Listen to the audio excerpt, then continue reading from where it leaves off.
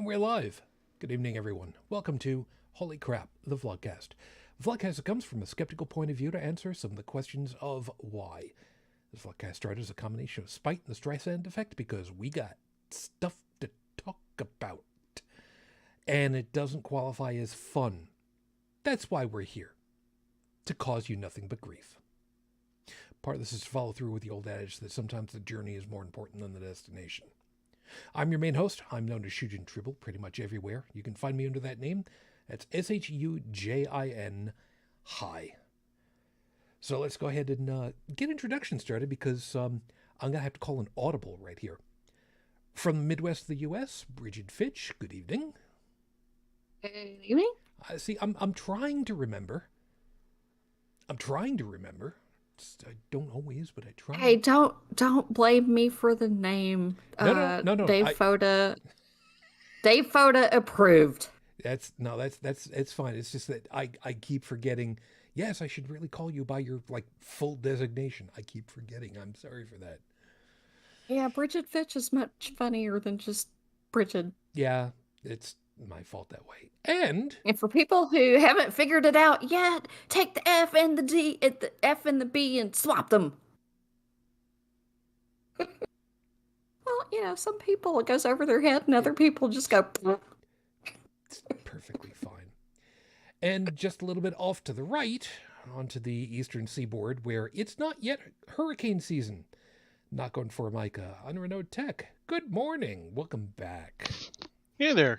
So what you're saying is your actual name is Dridgif. No. Brigid. Don't. If you're going to do this, you could have done it last week, but you passed up on that. So screw you. I'm just my chance. Yeah. As an aside, by the way, it's funny enough. I was looking at the numbers for the episodes numbers. And I'm just like, oh shit, what are we going to do when we hit 404? God, I got to come up with something that not found. Yeah. Maybe we'll have a bye show not found. We'll just put a test pattern up on it for 2 hours. Well, yeah. About that. Yeah, I don't know that you caught the Horrible Scopes last week. The ABC TV series, I don't know if you can call it that. Turn On, I think is what it was. It was supposed to have been a series. Some stations aired it for the first 10 minutes when it went to the first commercial break, and then for the next 20 minutes put on a test pattern with organ music because it was that bad. No, I didn't. That's I honestly didn't catch the horoscope. Horrible Scopes. Wow, rented lips. It's okay. Stunt lips. They were awesome. You have to go back and read them from last week. They really were funny. Thank you. That's very nice. Anyway, we will have the new ones, of course, just in a little while. But otherwise, as always, everybody, thank you very much for joining us. If you would like to join us live, of course, while we record, you can take advantage of the live chat, which for me is on this side of my screen, but for you, it's on that side of your screen. I love how YouTube works that. Since my camera is actually reversed on Discord, they looking at me and they're just like, okay, what the, whatever. So, Stephanie, good morning. It's now 05 in England. They changed the clocks. Yay, I guess. Which has got to be goddamn confusing because it's like, oh yeah, you got to get up early, an extra early because it's 04 for 2 weeks and then it's back to 05. Whatever. Anyway, so hi. And Bear, thank you very kindly. Bear is somebody that's been to some of my shows, some of the stuff that I've done otherwise. And I mentioned about HCTV last night, and Bear was just like, really? How do we find out about this? Well, come this morning when I put out the show info, look at that. We have a new subscriber. So thank you.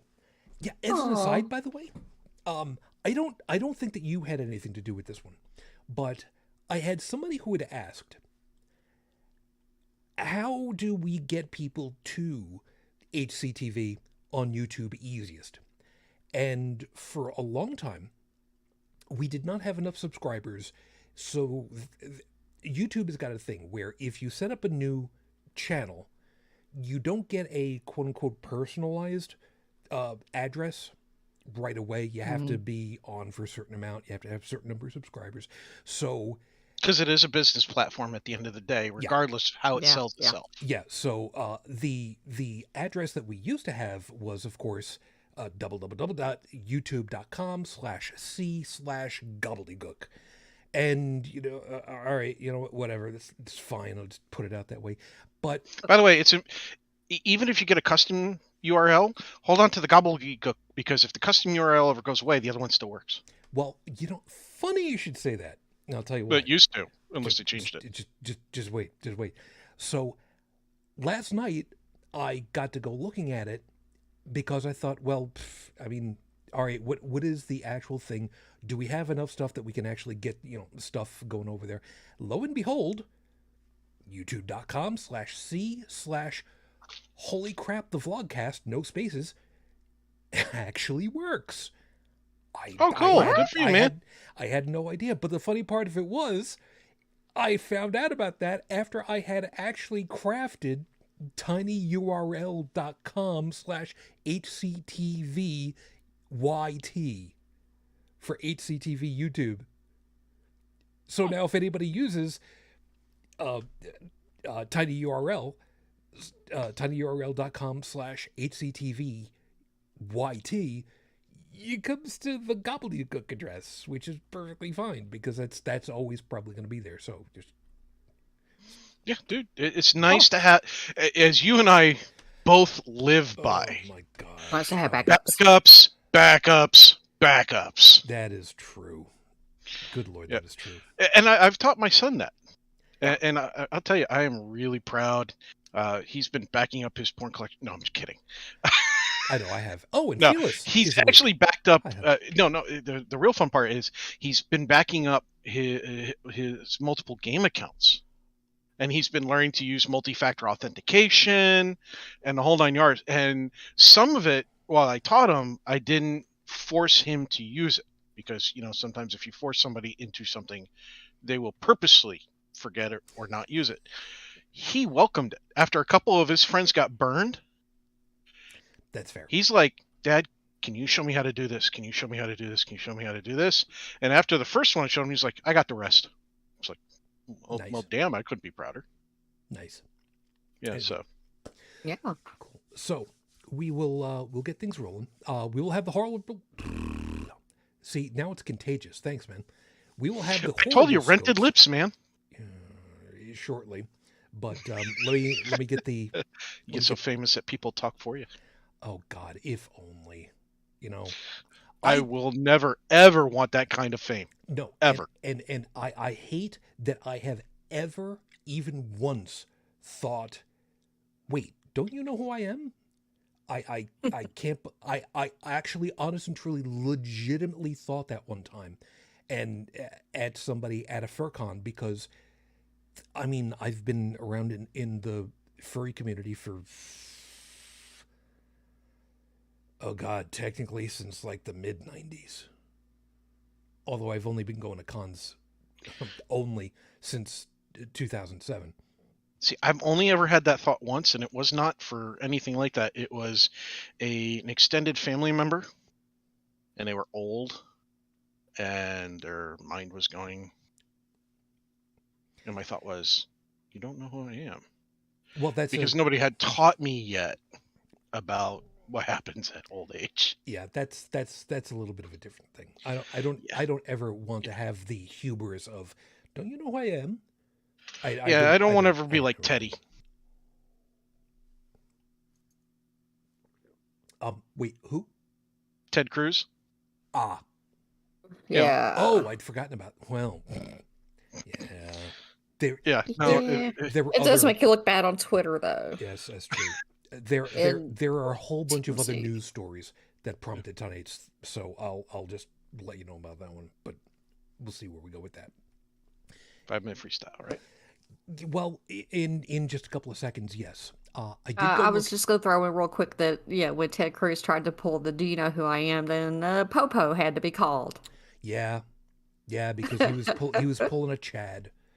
See, it would have been Yeah. great if the person he said that to had pulled the same stunt as the one airline Oh God, I lady remember that. when that one guy was trying to pull that card, and she gets on the overhead and says, come to the front. Ladies There's a and man here. gentlemen, we have a young gentleman here at the terminal. Does not know who he is. If his mom or dad could come down to get him, that would be greatly appreciated. Thank you very kindly. We're at the United Terminal number 3. That Yeah. kind of thing. Yes, because that actually happened.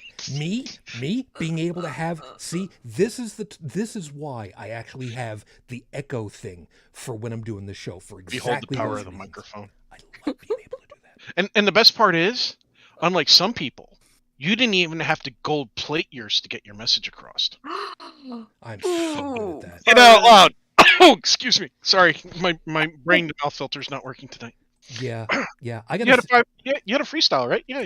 Yeah, I will momentarily. I got to see what I can do about your microphone. I did get to too check loud? it. Yeah, well, when you're getting exuberant, it is getting loud. Yeah, I'll try to keep levels low until you adjust. I'll see what I can do.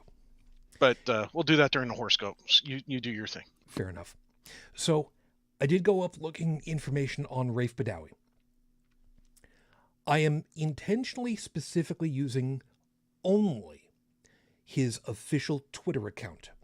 And the reason why is that I am looking for any news articles being retweeted from that account, because when that happens, I will know for well that it is going to be a retweet or a post from a news agency showing pictures and or video of Raif Badawi out of prison, because he has been officially said to be out of prison.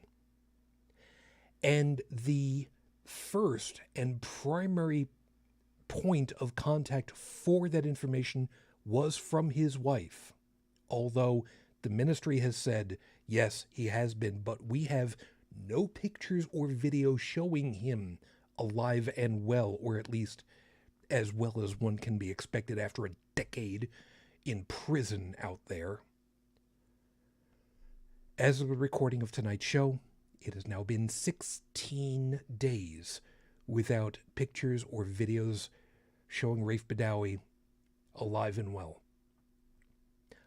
I am still guardedly hoping that he is actually out of prison, but until I get that, I am still being very, very wary. And I know it puts me in a bad light to think that way because I am very jaded, but as we've said before, it's kind of hard when you've had the rug pulled out from under you several times. There's only so many times people can call wolf, That having been said, let me go ahead and get you rolling over here with the horribles. With the 5-minute freestyle, then the horrible scopes, and then we'll go on from there. So with 5 minutes on the clock, your 5-minute freestyle starts now. Languages. Now, I'm kind of sorry that Dalan isn't here for it, because we've chatted on a couple of occasions where there are bastardizations of what we used to know of once upon a time ago called, you might have heard about it, Star Trek, kind of a minor TV series from the 60s. Not very successful, whatever. There is a storyline that is going on right now with Star Trek Discovery where they have to try to communicate with an alien species.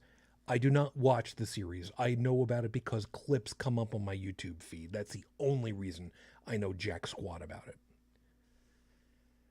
And what they're utilizing, instead of using an alphabet, so to speak, or, traditional communication methods that we would utilize, which would be, vocal, or even, hand signals, for instance, or anything to that extent, they're using elements chemical elements to signify different concepts, which is actually kind of interesting. And they were trying to figure out how to communicate to this other species. How do we get across the concept of us? And it was kind of interesting because it's bringing me back to a Star Trek Next Generation episode where Deanna Troi is trying to explain to Captain Picard the differences in trying to understand linguistics. And she holds up a coffee cup with presumably coffee. I don't remember if it's coffee, tea, it doesn't matter. But it's a dark, hot liquid. And she holds it up and she says whatever the word was. What did I just say? And now he's got to go through the whole thing. And he's, trying to figure out which concept is it? Is it hot? Is it liquid? Is it drink? Is it the vessel, the cup, the color of the fluid, the color of the cup, the material it's made out of, the offering of something to eat or drink? There's lots of interesting things there. But for them on Discovery, they were trying to figure out, okay, well, this species has actually generated an atmosphere for us to be able to reside in temporarily with them. So the concept of us, why don't we just utilize the same elemental and chemical makeup?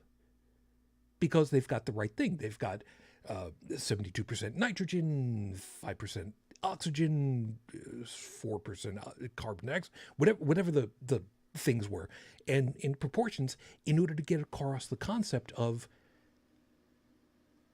these creatures that are trying to communicate with them, which I thought was a really, really novel idea. And it's very different from the way that we've expected that interspecies, or I should say extraterrestrial conversation will finally happen. Because the expectation is that we will be dealing with, most likely, mathematics. Mathematics is a constant. There are things that they don't exactly make sense, but they're the same everywhere in this universe, to the best of our knowledge. The concept of pi, pi, the ratio of a diameter with a circle's circumference. 3.1415926. You don't need to know anything past that, because really at that point, you really don't need precision beyond that most of the time. Most of the time. But the idea of speaking with different languages fascinates me. Because mathematics, yes, is a constant, but societally here on Earth, for me, the only constant language, and that's even a question mark, is music. You don't need to be able to read music to understand it, to feel it, to have it bring out an emotion in someone. But God, don't I wish I could read it still? Maybe I'll get back to learning how to do that again. I miss it. Episode 401 on the docket, Your Honor. Actions speak loudest. I was going to alternatively list it as when people show you who they are the first time, believe them. Before we got started on the air, Brigid and I were talking about one of the news articles that kind of brought this to the forefront for me. And it kind of caught her a little off guard because, not to go too far into it, because we're going to end up hitting on this one, but just to give you the teaser to it. Out there in, where did you say it was? Utah. Mm-hmm. The state legislature out there had voted on and sent to the governor to sign a law in order to keep those transgender students, meaning high school and lower, although it might go up to college. I didn't really read that far into it, and considering my emotional state on it, you'll understand why. To prevent transgender students from participating in sports with the gender that they are transitioning to. The governor vetoed it. Not only vetoed it, but also penned a letter in response. I don't believe that he actually wrote a letter, but you get the idea. To basically explain, look, you're talking about 4 students right now in the entirety of our state. 4 transgender students who are looking to participate in sports. And this doesn't do anything to help them. It's only going to hurt them.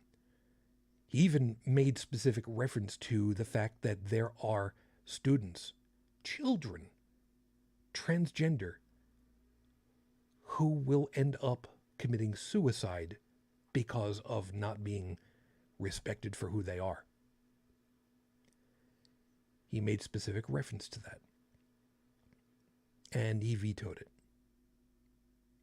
He didn't, the legislature did. They overrode his veto. Oh, he vetoed, sorry, misunderstood. He vetoed the bill. Okay, gotcha. And then the legislature went ahead and vetoed the bill with a new vote. Or overrode his veto. Yeah. Yeah. So that was the one that really kicked me over the edge. And we're going to end up talking about it. We're going to talk about that. And that one spirals into the whole Christian Dominion crap fest. Because, as I said before we got started with the show, for anybody thinking it can't happen here, I'm sorry. It's already happened twice over in this country. And it has been going on for the last 50 years all over again. Anybody who says that things like racism, bigotry, hatred, any form of violence towards any particular group can't happen here in the United States, they haven't been paying attention. They literally have not been paying attention. And it might be not on purpose either. There are plenty of people that have so much going on in their lives that they literally cannot sit down and read the newspaper or watch the TV. They have they're spending so much time just focusing on the things that they have to do just to survive, because maybe they have to work 2 or 3 jobs, just to support the family, that they don't have a chance to really sit down and pay attention to this stuff. But then again, you have plenty of people who see all this, it doesn't affect me.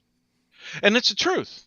It doesn't directly affect them, because maybe they're not aware that they know anybody like that, or they may not know anybody like that, or the people that they do know like that, they've never cared about in the first place, because they're not their friends, or they're not their family, or they're not anything to them. Yeah, let's do the horrible scopes first, and we'll get into that. Yeah, we absolutely will. So, with that on the side burner for the moment, your horrible scopes. So, for those of you that know what your astrological signs are, cool. Those of you that don't, make it up as you go along. It doesn't really matter. Roll a d12. It'd be interesting to see what you end up with.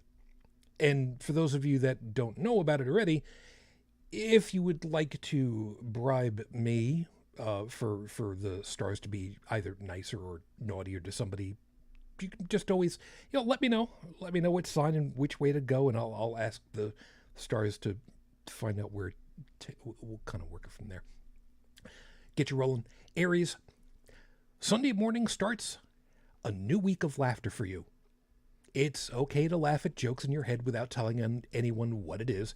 They don't have to know how twisted your sense of humor is, and for legal reasons, it might be better that way. Here's a joke to help. One goldfish says to the other, "How do you drive this thing?" There are some people who just don't. Dalan didn't get it last night. It was just, dude, okay. Horace, you still miss your old Minolta 35mm camera, don't you? Don't be too sad. You can buy a replacement one at a secondhand store fairly easily. We know you won't buy film for it since it's just a cover for you to buy the developing chemicals so you can get high in the privacy of your own bathroom. As somebody who has actually done 35mm film development in a dark room with poor ventilation, I don't recommend it no matter how much you want to get high. That's a bad day. Yeah. Well, most people who are trying to huff stuff are really not too worried about that kind of thing. Yeah, but I mean, like go get a Whippet. Trust me, it's safer. Just make your own whipped cream. It's better that way. Gemini, wax seals for letters might be anachronistic, but they're still fun to use. Just remember, they're supposed to be used on paper, not to seal someone's lips closed to get them to be quiet. And especially not on body hair. That hurts a lot coming off. Stick to 3M brand duct tape. It's more efficient at removing hair. It is at that. I was going to put a thing in there about liquid latex, but I really don't think that anybody needs to know about that. Ow! Cancer Moon Child. I love this one, by the way. I did research on this one. I am very proud of this one. Cancer Moon Child. In the Blues Brothers movie, 1980, which had Carrie Fisher in it, by the way, which was great. Jake wondered where the old Bluesmobile was. A 1968 Cadillac 60 Special.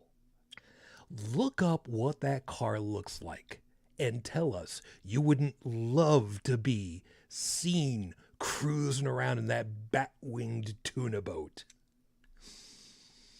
But with a fuel capacity of 25.9 US gallons, it's 98 liters, which, by the way, is about half the size of a barrel of oil. Keep that in mind. And a fuel efficiency of, you ready? 8.7 miles to the gallon, which comes out to about 3.7 kilometers to the liter. You'd be lucky to drive at maximum 225 miles, 360 kilometers. At over $100 US a tank, we hope the drive is worth it. As somebody who knows what that car looks like, I'd be arrested driving it because they'd think I was pimping. Can't imagine why. I looked up pictures for that car. Oh my God, that car with like cherry, pristine black gloss. Oh my God, that is a sexy mother.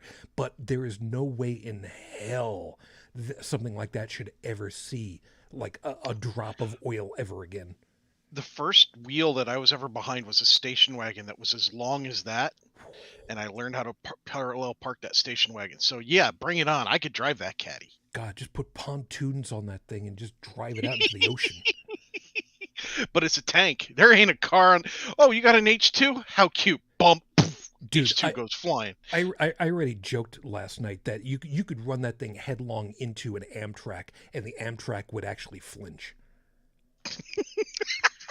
That is true.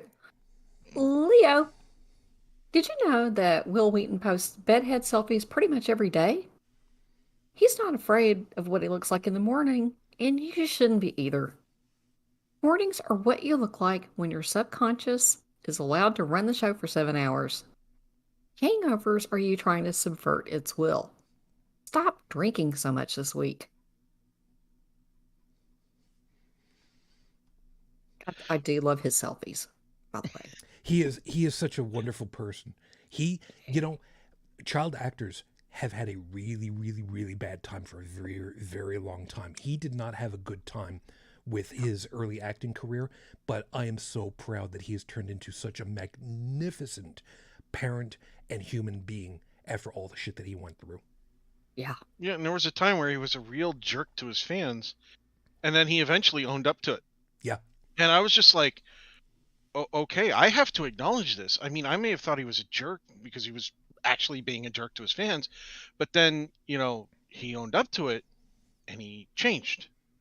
Not like a politician owning up to something, saying they were going to change, No, he pretend they actually changed and still has. do the same thing. He actually changed. Oh, yeah. And it's like, I No. have to respect that, because I would expect the same thing in turn if I had done something, owned up to it, and changed and bettered myself. Oh, yeah. So, You take a look at the It stuff took that lots of therapy, though, and and Yeah, I'm he sure can that the afford it, "Shut though. Up, Wesley" jokes got so old. although, See, he can afford the therapy. I can't. although the greatest "Shut Up, Wesley" that was ever sent his way, because there was one day where he was just finally like, look, the next person that sends a "Shut Up, Wesley" to me is getting blocked and banned. Sir Patrick Stewart sent, I don't remember if it was Twitter, I think it was on Twitter, sent a "Shut Up, Will" to him, and he was just like, Oh. well, god damn it, what the hell do I do? Fuck. It was, fucking bravo, just, I'll use my F right there, just fucking bravo. As somebody who has done government work, when your captain tells you to shut up, you kind of shut up. Generally speaking, yeah, that's the way to go. Generally speaking.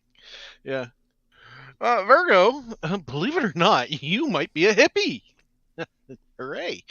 1967 Summer of Love had people who were suspicious of the government, rejected consumerist values, and generally opposed the Vietnam War. Today, there are people suspicious of the government, reject consumerist values, and generally oppose war. The biggest difference these days is marijuana is legal to smoke in some areas. Buy some bell-bottoms and wids. Platform shoes are coming back for 2022. No. Yeah, but as we all know from Dennis Leary, as he said, he will never wear them again. Yeah, bell bottoms. See, people don't understand. What we called bell bottoms are what you younger ones call boot cut. Boot cut. Yeah. That ain't boot cut. My generation didn't wear the boot cut or the bell bottoms.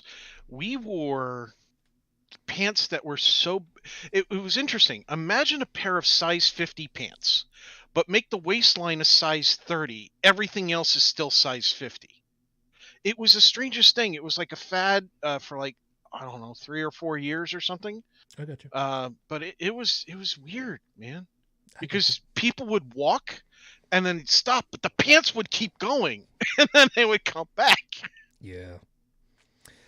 God, I miss being able to go to the store and look in the shelves and go, I need 30 by 30, and just have it fit. Yeah. God, I miss being a teenager. Well, I will say this: the sizing here in America is a little iffy. But if you can figure out what your size is to the United Kingdom standard, their standards are more strictly enforced. Oh, yeah. So if you see, like, this really applies very well to women's clothing. So like bra shopping, for example, if you know your UK size in bra and a company wants to put that UK size on it, even though it's being sold in America, if they don't meet the standard, they're not legally allowed to put that size on there. So if you see a bra that doesn't have the UK size on it, it may not be meeting standards. Alrighty. And just so that everybody over in the live chat, if they want to go look it up, that's the name of the car. Like I said, it's a gorgeous thing. It's my turn. Libra. Yes, like I said, I did research again. Libra, yes, it's cheaper to buy a whole chicken instead of just cut parts. Same with buying turkey instead of drumsticks or breast. This is true, by the way. But if you think going all the way up to ostrich works the same way, you're nuts. Which, by the way, somebody reminded me, you completely skipped over emu. Shit, I did, didn't I? All right, whatever. Remember, Alberta ostrich meat is just about as good as 100% pure organic grass-fed AAA Alberta beef. It just costs a lot more, and it's lots leaner. Learn how to cook it before you waste your money. We looked it up. This stuff does not cut, taste, or have texture like bird. It's more like beef. Mm-hmm. Considering these things can destroy a lion in one kick, you don't want to screw up with this. And the price tag on this meat is about, we looked it up, about 5 times more expensive than beef. So, yeah. And pretentious. And seriously, to anybody in this economy in this day and age, regardless of where you are, I really do urge you to learn how to take any kind of fowl, any bird of any sort, mm-hmm. and learn how to take the whole thing and actually break it down into its respective parts. Because the little bit of time, once you become proficient at it, the little bit of time it takes saves you a lot of money in the long run. It's true. Okay? Seriously. I just don't know. I mean, my husband and I, back when we lived in Arkansas, went to this restaurant one time called Andre's that was supposed to be like the restaurant there, and looked at at the menu, and the special was, a lovely, tender ostrich served with a cherry pate, and we had noped out of there.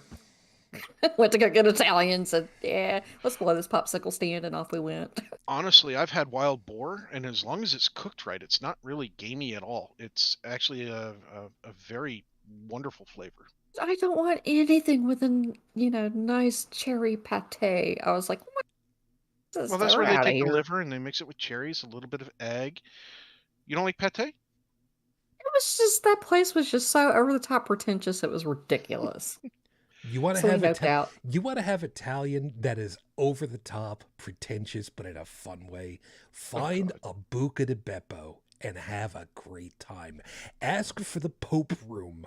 You will not tell me that I steered you wrong. Trust me on this one. Scorpio, this week is your elimination round. Either you're going to be considered for special recognition at work or passed over. Do not try to sabotage anything. That's just going to backfire in a spectacular fashion. Slow and steady will win the race for you.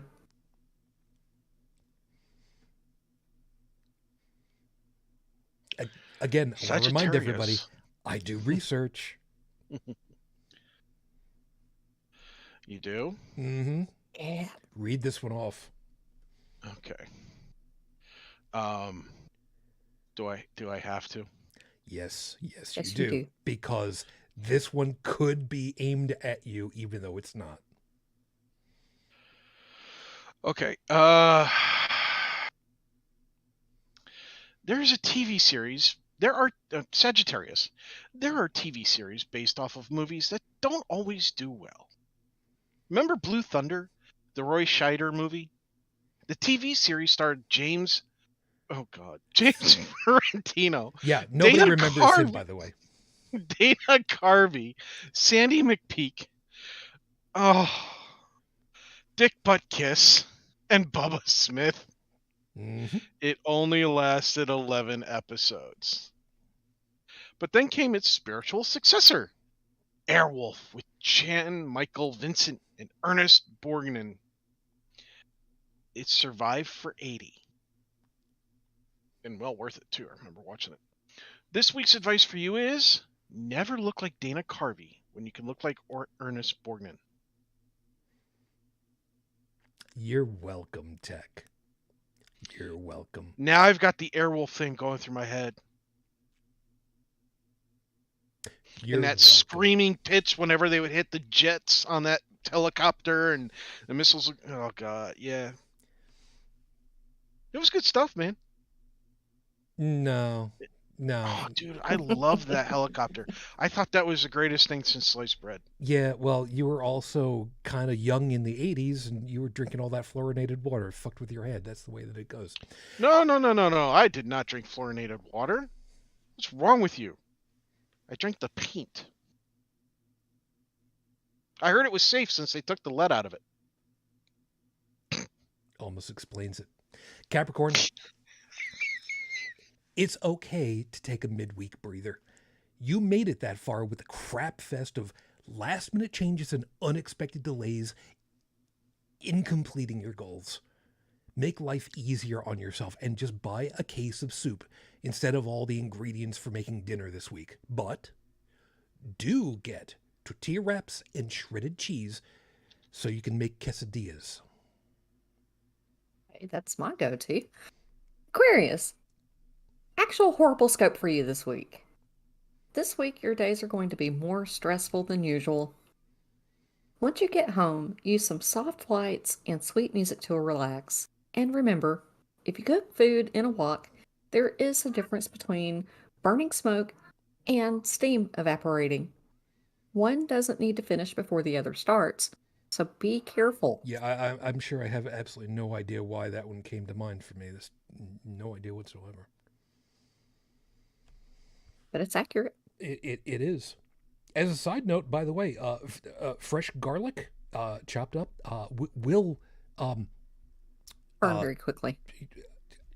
Thank you. Yeah. Mm-hmm. Yeah. Found that out. Yeah, I have too. Pisces, you gotta be better bribe. So here we go. Last week's research into ancient mythologies have proven fruitful. Your plans for writing a new set of comic books using the old legends might get you into trouble. Hercules famously had 12 labors to perform. Do not just that up to 13 by adding a final boss. Otherwise, the folks at Hanna-Barbera, now owned by Warner Media, might come after you for stealing the premise of The 13 Ghosts of Scooby-Doo. It's Warner Brothers. Of course they would. Absolutely would. Yeah. And the fact that Hanna-Barbera as a company doesn't exist anymore and they got swallowed by friggin' It's sad. All right, granted, Warner Brothers cartoons back in the day were the shit. And the old ones from, up until Chuck Jones left, great stuff. After Chuck Jones left, not Chuck Jones, Fritz Freeling. He was the one that ended up through the 70s. It's kind of like Magic the Gathering. Once Richard Garfield sold the company to Hasbro, it kind of tanked. Yeah. Let's just put it this way. Everything that was produced when Richard Garfield was in charge skyrocketed. Like a $300 card is now worth, in mint condition, which would be very hard to find. The lowest value non-mint that I am aware of is $30,000. Oof. Yeah. I have a $12 card that as soon as he sold the company, skyrocketed to $200. And that's near mint condition. $30,000 card. I mean, I'd be more than happy to sell that to get a early 1960s Fender Precision bass guitar so I can play again. But that's just me because I'm a pretentious son of a bitch, and that's the one and only time I ever felt like I was actually connected to the instrument that I was playing. But that's just me. There are your horrible scopes for this week. Remember, if you like what you got, except for Pisces, you know what? You didn't bribe me, so piss off. I don't care.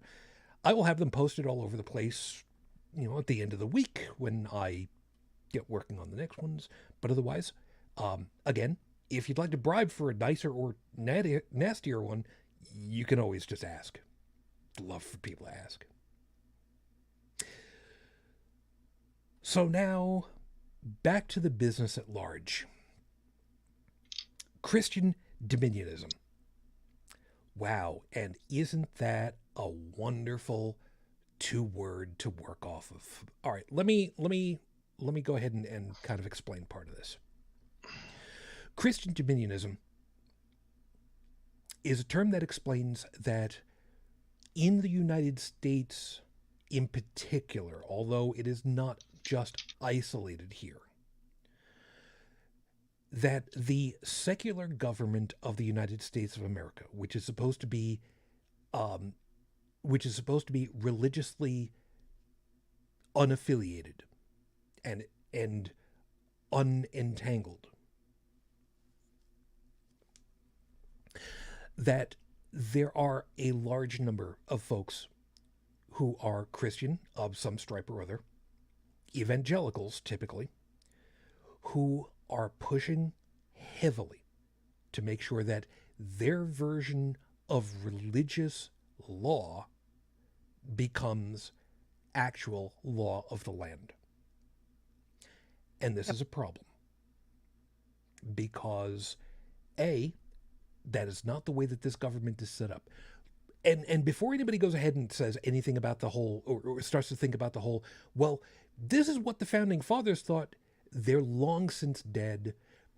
The Constitution has been changed several times over since that time. What they wanted, for the most part, is kind of moot. Because let's remember, the founding fathers thought, oh, okay, you know what? Let's just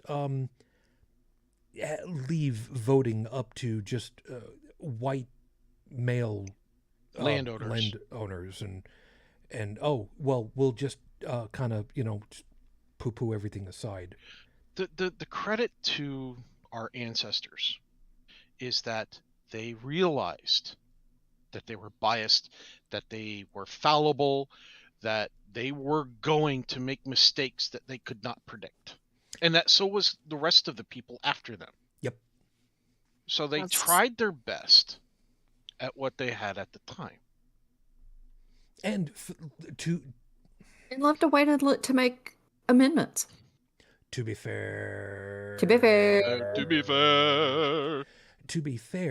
they had an idea that makes excellent sense when everybody plays by the rules as agreed upon. And we've talked about this part because as soon as people refuse to play by the rules, the triangle of push comes to shove and everybody's keeping everybody else in check falls by the wayside. And that's a good portion of what's going on right now, which is, I believe the technical term for it is wrong.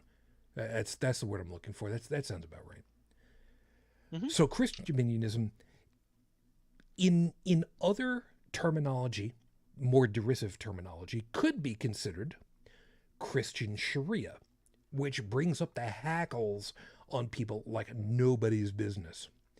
If you make suggestions that perhaps the government should be based off of the Satanic Temple's 7 tenets, suddenly hackles go through the roof. Mm-hmm. And probably out of the plane of the Milky Way, but I mean, we don't really know which way is up out of the Milky Way plane, but I mean, that's neither here nor there. But it's still the same. It's still same. Yeah. And with them, they're so touchy about that shit that, I even, living here, but not down far is, south here, but in like the middle of here, which is, a population of a few million people, just taking a copy of Rush 2112 CD to work and having it out on my desk freaked people out because the star man they took to be a pentagram because of the damn logo. And it doesn't even look like a pentagram, it's a star. Yeah, but that was enough to make people flip. I mean, come on. So Satanic Temple, they're like, ah! And yet, For anybody that goes ahead and starts, getting their own hackles up a little bit about the Satanic Temple, let us remind you, you deserve, if you don't already, you deserve to read the 7 tenets of the Satanic Temple. And we've talked about them before, and we've pit them up against the 10 Commandments, and we've basically come away with a bloodbath, I guess is the nicest way of putting it, where we're all just kind of like, shit, what? Yeah, okay. So 7 tenets are much better. Yeah, it really is. It really, really is. And please also remember, if you don't already know about it, the Satanic Temple does not believe that the devil is a real thing. The only people who think that Satan, the devil, is a real thing are Christians. So, and perhaps even a couple of dungeon masters, but that's neither here nor there. Anyway, the point of the whole damn thing. I was going to say, while we're talking about the Satanic Temple, if you want to learn more, there's, for those who find reading the tenets to be a little hard, they also have a coloring book. Yeah. They handed out in Florida at one point. Yeah, children's big book of activities. Yes. I know. I have a PDF copy of it. It's great. I've got actual copies of it. Yeah, you can't get the free version anymore. It's $6. Yeah, I've got it. And by the way, my son is literally a card-carrying member of the Satanic Temple. So I am too. I joined the Church of Bacon. I can't. I got ordination in ULC and the what is it? The Dudists. Oh yeah, I have an Church ordination for the Dudists. Yes, Church of the Dudists. The Dude abides. Yep, the Dude abides. Now in Indiana and Kentucky, I cannot perform ceremonies under the Church of Dudism, but I can under ULC. I'm sorry. I'm just thinking of what the baptism rites for the Dudism church would be like. Grab somebody by the hair, shove their face into a bucket of water, and pull them out. Can you read what's at the bottom of the bucket? Can you read what's at the... It's down there somewhere. Let me take another look. I would like to say I'm sorry. I would like to say that I'm You'd sorry. Like to say but it. I'm Yeah. Not going to say it. Absolutely not sorry. No. Oh, Didn't God. think you would. If anybody that doesn't get that reference, I'm sure you can find the clip on YouTube very easily. Eklogowski. Anyway. There's Praise Bacon messenger bag. Anyway. So what I was saying earlier about anybody who says this can't happen here in the United States, like I said earlier, not only has it been happening slowly, which is the thing that hurts the most for the last 50 years, give or take, but it's happened twice already that I can name off the top of my head. The earliest one, unfortunately, we have to go all the way back to my state of New York and the beginnings of the Mormon Church. Because the beginnings of the Mormon Church got them kicked out of New York State because nobody wanted them to be around here anymore because he was a lying, thieving scum of the earth. Who in particular? I'm not going to name names. But, well, I was going to say he knows who he is, but you know what? He's long since dead, so screw him. So he goes out west, decides he's going to go ahead and start his little cult of... you know what? Probably saying cult is probably a little bit too charged of a term for it. I think probably the right term instead would be cult. So he goes out there, he gets a whole bunch of people. He ended up with more firepower than the federal government had. He could have staged a war to take over the United States of America back in the mid-1800s. and been successful.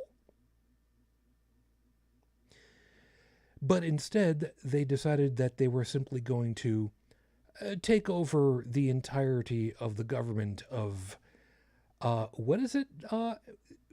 Where is it that the Mormons are? Utah, was it? Yep. Yeah. That's where they are now, Salt Lake City. Mm-hmm. So for anybody that's wondering, no, government and religion, they're completely separate. No, not out there. How much so? I can prove it. You would probably still remember that there used to be blue laws on the books. Sundays, you could not serve alcohol. You could not open your business until at whatever time in the early afternoon, maybe noon, because everybody was expected to be off at, church in the morning. So businesses couldn't open at a certain time or until a certain time. You get the idea. In Utah, you could not serve alcohol, normally speaking.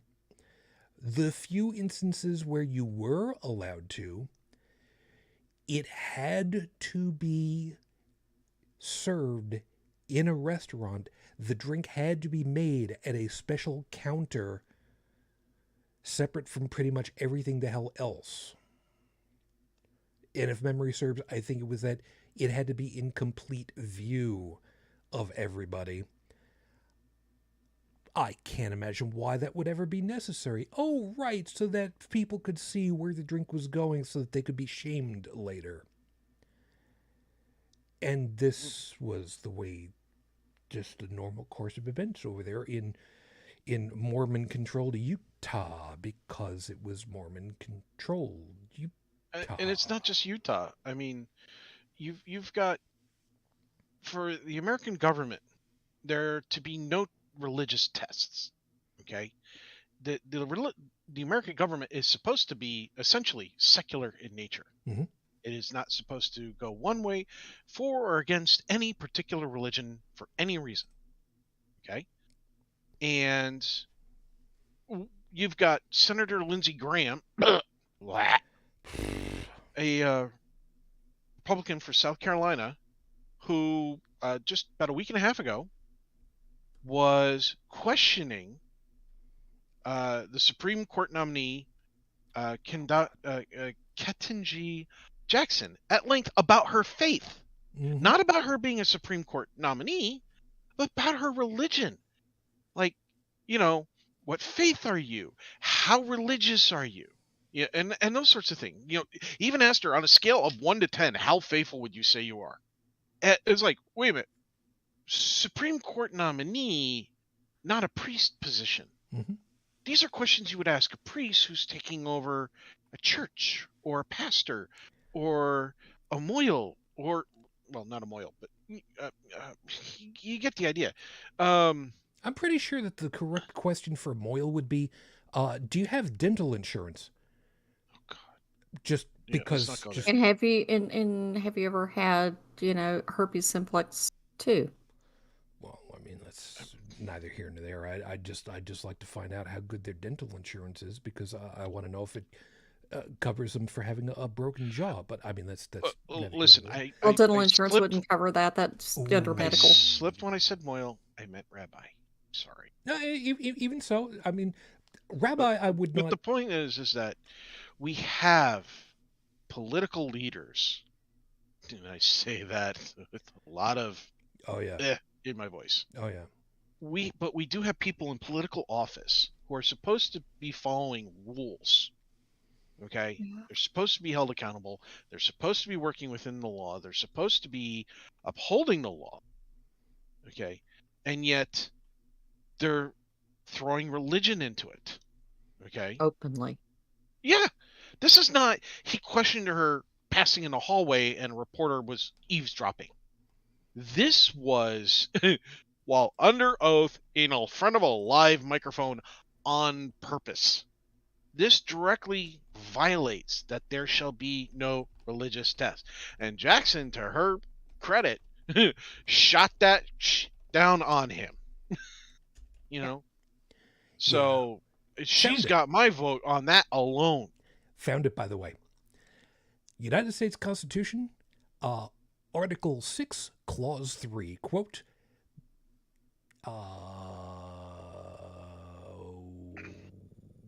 it's a little bit longer than I wanted it to be. But basically, yeah, no religious test. I'm paraphrasing it, but that's what it is. Yeah, but you've cited the number and sub numbers and such, so people can look it up. They can read it for themselves, and if they don't disagree with your interpretation, well, we can have a conversation about it. Well, no, because if they disagree with me, they're disagreeing with the Constitution, and I think you should let that marinate a bit. But here's the fun part: people have in this country, the beautiful, wonderful freedom, thanks to our forefathers, to disagree with the interpretation of what something says, and the opportunity to sit down and talk it out like reasonable, responsible adults, and to come to agreements and amendments and other such things. Because language during one time period doesn't always translate well to another time period. Agreed. Again, this is part of the forethought of our forefathers in giving us the ability to amend the laws that they put, the rules that they put. Because we can look back on something and say, you know, that was good for back then, but that doesn't apply to now. Okay? I mean, I understand New York has a rule on the books, a law on the books, that you can't tie your horse to a parking meter. But other than the police, when was the last time you saw somebody in New York City riding a horse and tying it off on a parking meter? I would love to see that. I guarantee you would be a cop. Or a handsome driver. Okay, fair enough. What floors me is having, twits, and I'm going to go ahead and call them twits, in Congress that will openly say really, really asinine things like, well, you're not supposed to change the Constitution because blah, blah, blah. And it's like, you're so big on the Second Amendment. What do you think an amendment is? You know what? Just shut that shit down. You can't. We're not allowed to change the Constitution. The First Amendment to the Constitution gives you a right to say you should not be allowed to change the Constitution. Eat a dick. I'm sorry. Did I say that out loud? I'm sorry. Yes, you did. Yeah, you did. I was going to bring up something just to go back to the Utah legislation that Shujin was talking about. Oh, please do. Oh, well, hold that just 1 second, because all right. So we got the first one that I could think of off the top of my head, which is the mid 1800s. The second one that I can think of was, oh shit, I got to remember that. I think it was called Project Snow White. It was an infiltration of the U.S. government, the IRS, the FBI, many different agencies of the federal government by the Church of Scientology. And it was happening in the early and mid 70s. They were eventually found out about, but it took time. They got in there. They got into different places in the various government agencies so that they could find out what was the government looking for, what kind of information did they have on the Church of Scientology, what information could they, reminding you that this is the 70s where carbon copy was the way of the world. Okay, carbon copy is a way of making actual duplications of stuff by using a piece of... Kids, look it up. Don't worry about it for later.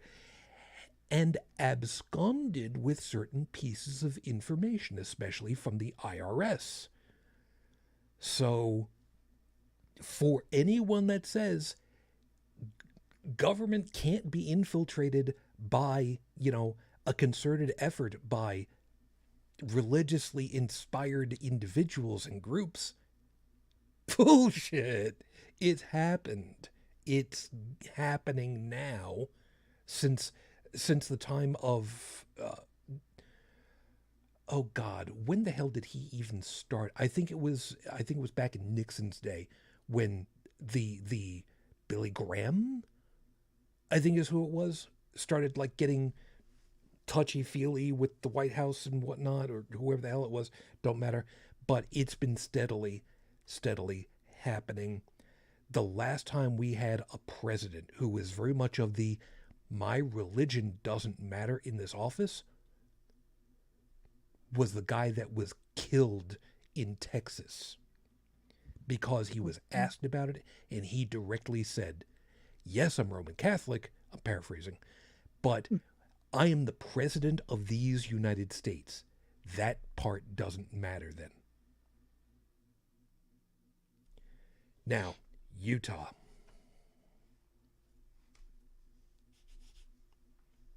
Brigid. Bridge, that's your cue.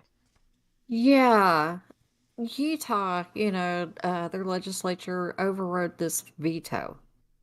And Can we send Indiana. Can we send them some sugarless gummy bears? Can we send that to them, please? We need to Only if do they're them here dick-shaped. too, damn it, because I just happened to run across this piece in addition to the other two pieces I was looking at, but Indiana is getting ready to do the same thing. Of course they are. Monday, Governor Holcomb vetoed similar legislation from the Republicans here, and they have a supermajority, and they're going to override his veto. And to piggyback over, on related topics in other states that are going on, Texas, is trying to pass legislation to make, gender-affirming treatment for kids considered child abuse. Yeah, I remember hearing about that. And That then isn't that the one that they were doing in Texas? Yeah, that's Texas. And then in Mississippi, of all places, some guy that ran for governor, GOP, of course, is calling for firing squad for, trans rights supporters. I mean, these people have lost their minds. This is happening, people. Now, the reason why all of this triggered me for intentionally laying this at the feet of Christian Dominionism is because these laws that are going into effect, that are being voted on, that are being overturned from positions of rationality. So stuff about transgender folks, the LGBTQIA plus communities who are being affected, the voting rights that are being subverted, the rights of bodily autonomy, i.e. being able to get proper natal health care, prenatal health care, pardon me, and if necessary, or opted for abortions. There are literally zero medical reasons. There are zero scientific rationales for these bills that are getting pushed through. It is all entirely religiously based. And so his refusal to fill prescriptions for birth control, which can now be done. Used to, if a pharmacist had some objection to filling it, they were required to find someone to fill it or refer it to someone else who could fill it. And now we have pharmacists who will not fill it, not refer it, and actually destroy the prescription. Which I have to believe somewhere along the way is illegal in some respect or other. By the way, it should be under the religious freedom laws that have been passed in some states. Yeah, that's true. They are now allowed to do this. By the way, Beth, good morning, hon. Hope that you're taking care of yourself. And then you have these people in Michigan that are like trying to make it to where if a woman goes out of state to get an abortion, then they want to do, charge them for going out of state. Are you sure that's Michigan? I think it's Michigan. You know what? It doesn't really. I thought it was. It doesn't matter. This is being considered that they're trying to something that's legal in another state, they're trying to punish them for going to another state to do. And I thought they were all about states' rights. Is that not a violation of states' rights right there? Oh, absolutely. Because if nothing else, that one is literally a federal case, because doesn't that qualify under something in the federal laws about interstate commerce? Should. Pretty sure. I mean, yeah, but twisted pretzels in the what's current setup of the SCOTUS, it would fly. You know what? Let's hit another one in that. It's not directly connected, but really quickly, just so that we can vent it out there. Justice Thomas, get out. Just get the hell out now. Do everybody a favor. Get the hell out now. And take your wife with you. Yeah. Anybody that doesn't know what I'm railing about right there, trust me, I'm right. Because he will not be impeached, even if people were upstanding and forthright and doing the right thing, which they obviously are not. Going back through all of our history, we've only had one Supreme Court justice that was ever impeached in all of history. And the impeachment did not result in removal. People have said, if it was any other person in federal work, sorry, not in federal work, in government work, they would be out of a job and prosecuted like nobody's business. If it was somebody who was democratically aligned or liberally inclined on the court, this would have been pushed for with all speed right away. Mm-hmm. So, right. Yeah, there's a next level bullshit that's going on with all that. I am not one to advocate for violence, but I found something that had come up on my Facebook timeline, a question that I had posted a long time ago, a couple of years ago, I think. The question was, we know that it is illegal to carry a gun in most locations, especially openly. Is there anything illegal with carrying a gun, with carrying a bullet casing? An empty, spent bullet casing. Yes, I will get you. Wait, pardon? I said the TSA will get you on it. I mean, not federally, but I had an empty bullet casing that was on my keychain. And the reason why I had it on my keychain was it was a memento that somebody had made for us when I was in honor guard. It was one of our spent shell casings from doing the 21 gun salutes. Oh, and wow. Yeah, and so somebody went and, drilled out holes on those so we could wear them on a necklace or a keychain or whatever as a memento. And after, 9/11 happened and all that stuff, I didn't think anything about taking it off my key ring because it'd been there for years.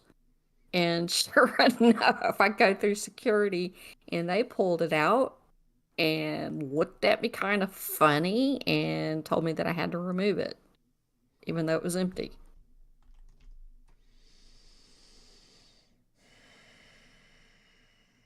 And in today's climate, they probably would have hauled me away and locked me up. I'm just saying. Yeah, but if you could have shown like a retiree card or something like that. But I didn't have a retiree card. You don't? And I don't carry my DD-214 with me everywhere I go. Yeah, it kind of screws up with that whole, anonymous superhero thing. I've worked with a lot of retired Navy, and they carry their cards with retired military. Yeah, card. retired, of course. Yeah. Sure. And I get that. You know what? Talking about that one is neither here nor there. The point that I was going for, though, was I wonder how it would be received if, because this was the protest that I was thinking, however many years ago it was now, if a bunch of people, a very large volume of people, a protest number of people, arrived silently and all held up an empty bullet casing, completely empty all the way through. No nothing, no cap on it, no, actual bullet on top of it, just the casing, and just all held it up at a protest for some of these people that richly deserve being told you don't deserve to be in there. Yes, it can be viewed very easily as an actual threat. Yeah, terroristic threatening. Yeah. However, one of the tricks would be to bore out the point on the bullet where the igniter is, whatever the technical term is. But that little part where the hammer hits the bullet. Okay. Not only to have that empty, but to have a hole through it to show that it's completely inert. It could prevent jail time, in other words. I still don't know about that, though, because like I said, I ran into trouble with my empty shell casing, and it had, a hole drilled all the way through on both sides, and it was empty on the top. You could tell there was nothing in it. But see, there's a difference between the TSA and then being in a public street. The TSA are paid to ensure that the planes don't get damaged. Yeah. They don't care about your freedom of speech. But if you're in a public venue, you do have the ability to protest, the ability to have a freedom of speech.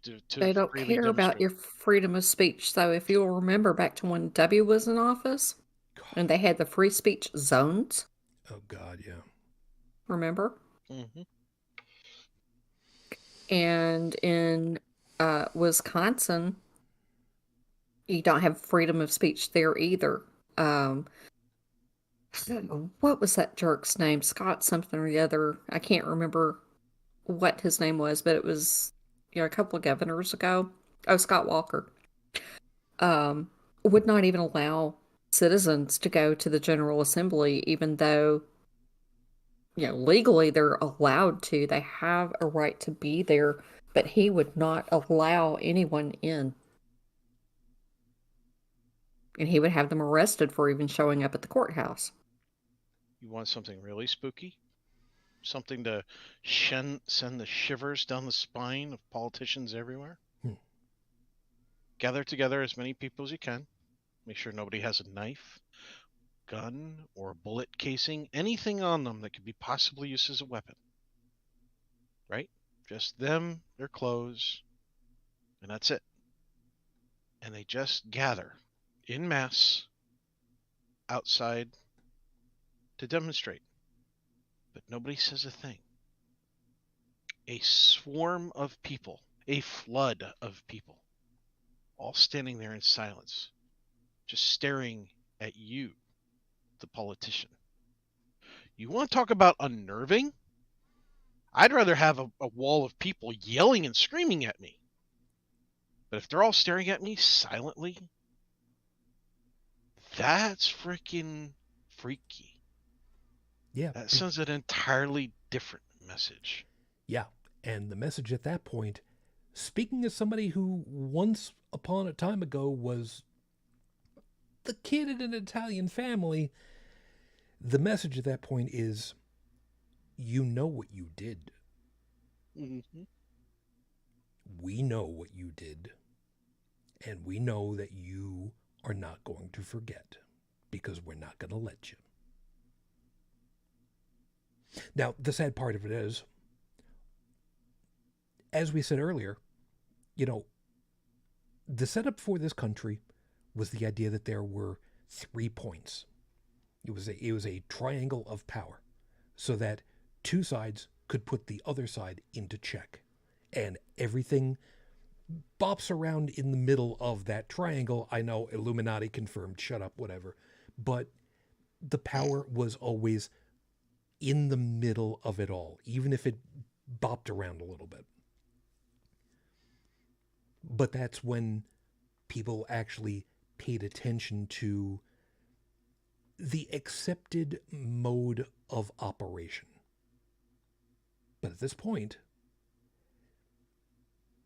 they don't care. And part of that is with the Christian Dominionism. Yes, I'm pulling this whole damn thing back. And how can I say that? The point of the whole damn thing is do what's necessary. Do whatever it takes to get what it is that we want. Period. End of story. Doesn't matter who it is that you have to hurt. Doesn't matter what rules you have to break, what expectations you have to subvert, what jail times you have to squirm around, because we'll find a way of getting you out. We got other people on the inside, so don't worry about it. But just do whatever is necessary in order to get what it is that we want. And what is it that we want? Power. Yeah. Power to subvert everybody else. This is not your basic greed for a couple extra bucks. This is a power struggle. And during a power struggle, when you have a person who plays, when you have one party play by the rules and the other one that cheats, and the cheaters are not held accountable, the cheaters will always win. Always win if they're not held accountable. Yeah. And that's it. And when the ones who are doing the accounting are also on the side of the cheaters, you're done. Game over.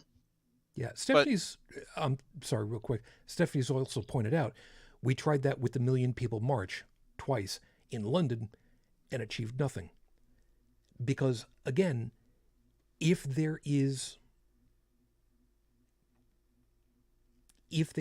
a lack of caring about the standard practice, the what the hell was the term that I would use for it? The expected way of comportment. If that is set aside and completely forgotten about or intentionally ignored, then it doesn't matter. It won't work. So yeah, unfortunately, that kind of shit. It works on those who actually care, even in the slightest. But the sociopaths don't.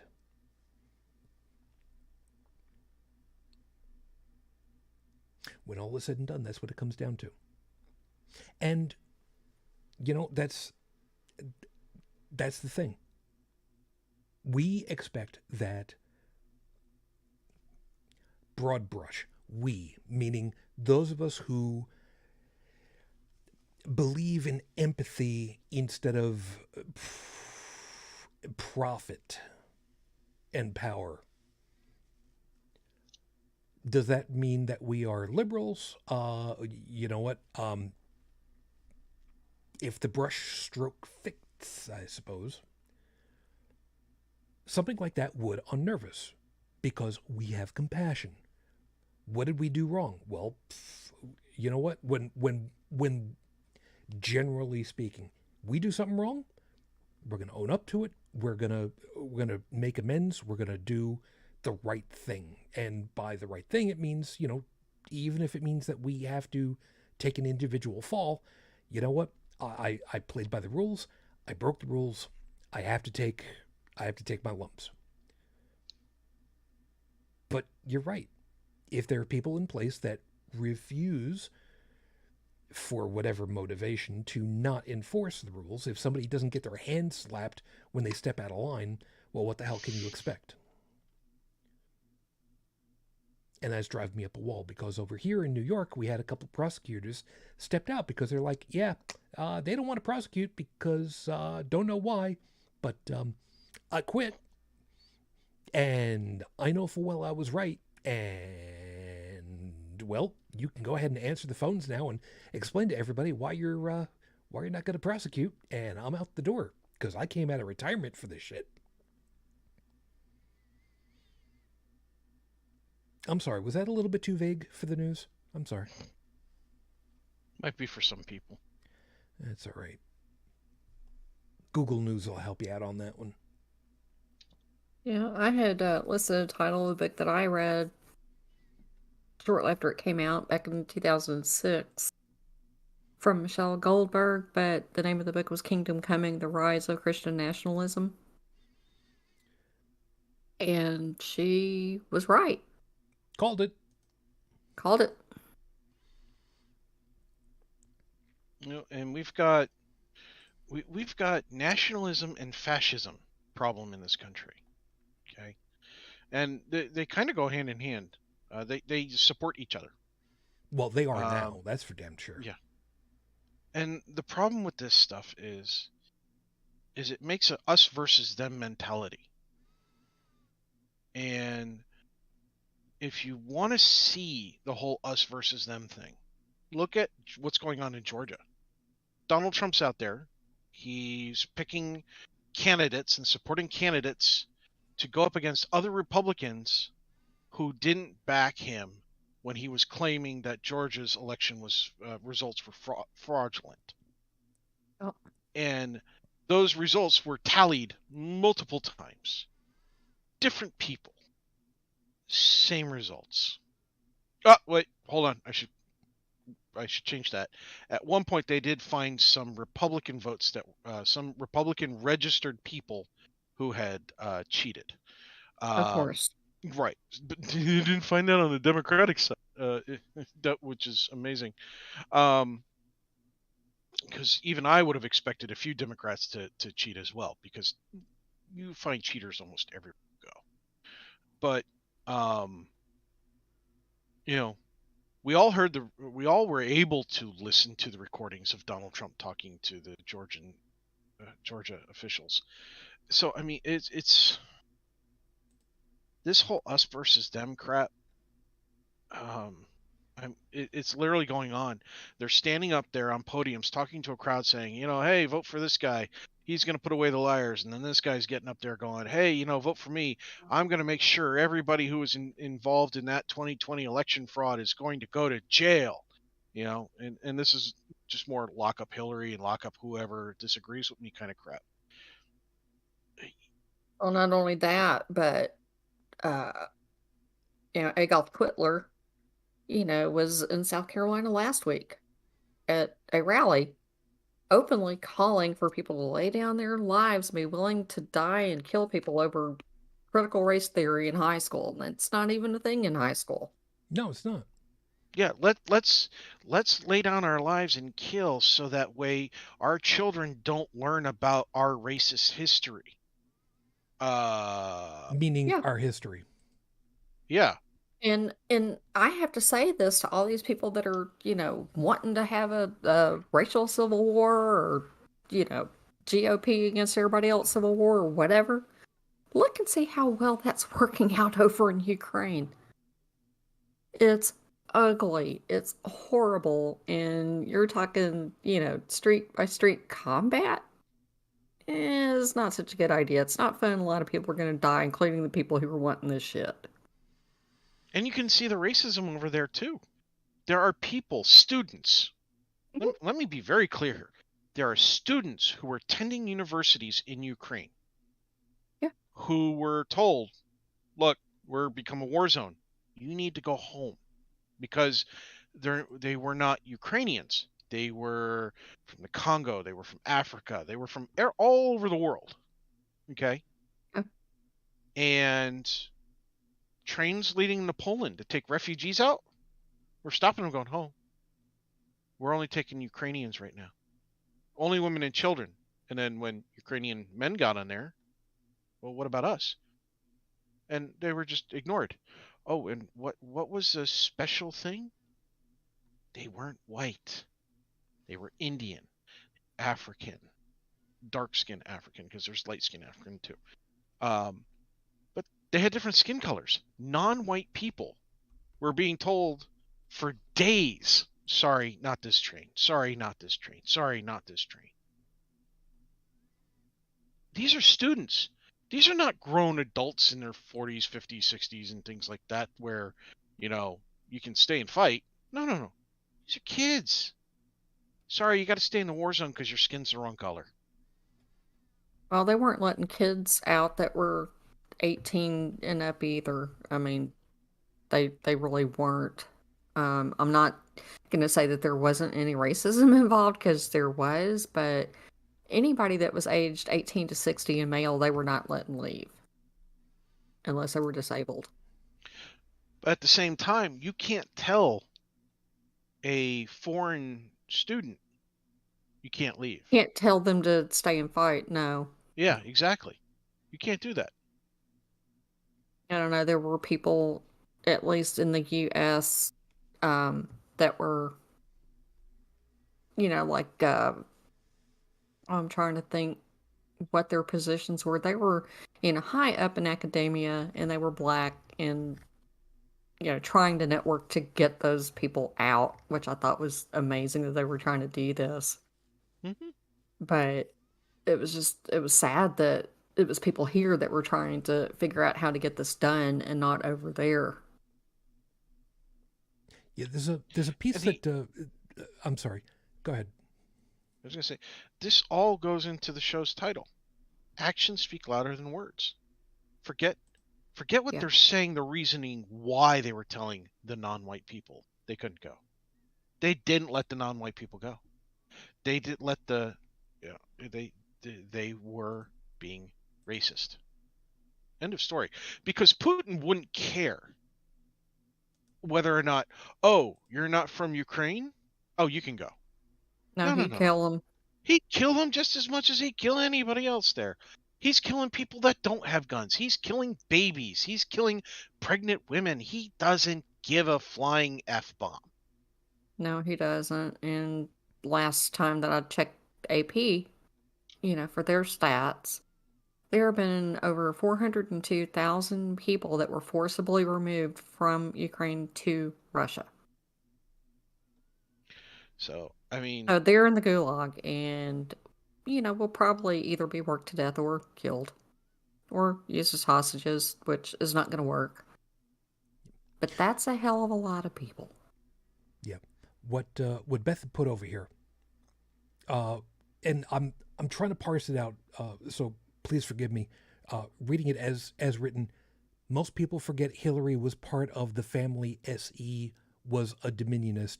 I'm trying to parse it all out, and I'm not entirely sure which part is what exactly. But who's SE? I'm not sure who that is. I do not know.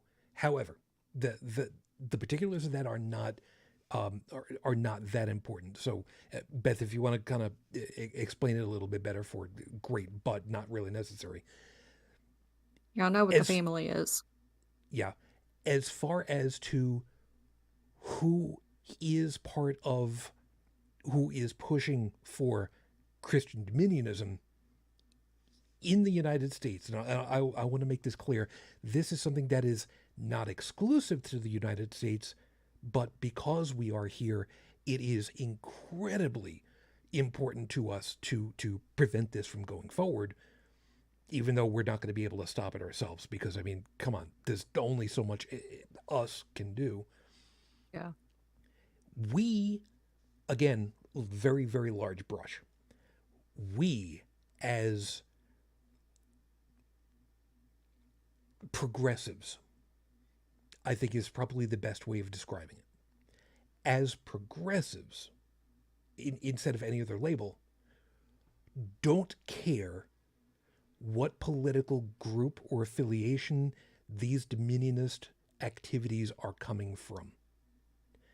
They will all be treated exactly the same way. GTFO. Cut it the F out and GTFO. Don't care if you're part of my group, or if you're part of somebody else's group, or if you're a completely third-party group, or if you speak a different language, if you've got a different haircut. Don't care. That's wrong. It doesn't belong here. It's intentionally anathematic to what the country is supposed to be set up for. which is different from, well, the forefathers said. No, they laid down groundwork. They didn't finish the building. The building will not finish until the whole thing is gone. And I'm going to lay this out here too. I took an oath a long time ago to uphold and defend the Constitution against all enemies, both foreign and domestic. That is an important part right there. And these people who are trying to undermine this for whatever reasons, they are not only violating their oath of office that they took to uphold and defend it, but I consider them my enemies, domestic. And see, the other side of that coin, I still feel like I'm obligated under that oath that I took. And there are people on the other side of that coin that consider you their enemy because I you're know. not one of them. I know. And the problem becomes, great, you got two sides who agree that each other is the enemy, but only one is technically wrong. Yeah. But they're going to equally try to kill each other. And here's the thing. That bothers me. It didn't always used to be that way. Correct, it wasn't. It wasn't. Because well, in 2010 is when it got bad, and now it's dialed up to 11. Right. And the thing that changed everything,